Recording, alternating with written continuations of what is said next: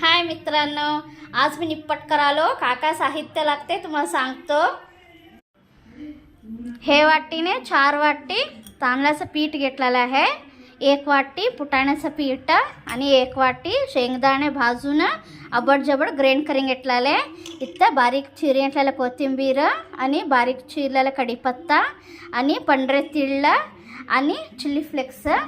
आता हे सगळं ह्याच्यामध्ये घालून एकजीव करून घेऊ.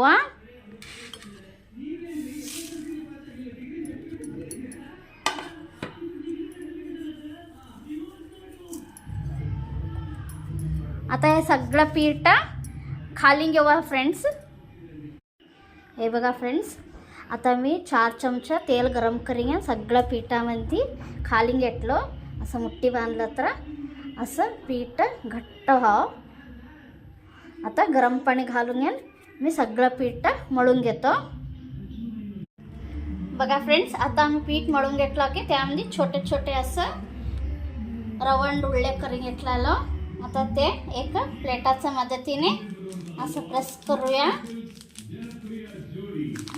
बघू शकता तुम्ही किती छान असं रवण झालेलं आहे. असं सगळे बी आम्ही गोल रवण शेपमध्ये प्लेटाच्या मदतीने करून घेऊ. बघू शकता तुम्ही किती छान निघते.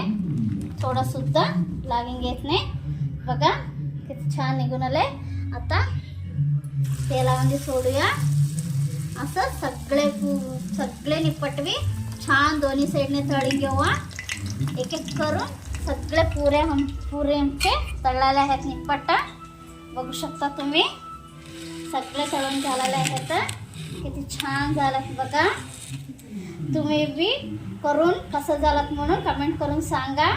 लाईक करा आमच्या या रेसिपीला आणि माझ्या चॅनलला फॉलो करा. मी तुम्हाला तोडून सुद्धा दाखवतो. बघा किती छान क्रिस्पी झालेले आहेत. कसं झालं म्हणून कमेंट करून सांगा आणि उद्याच्या रेसिपीमध्ये भेटूया फ्रेंड्स. बाय.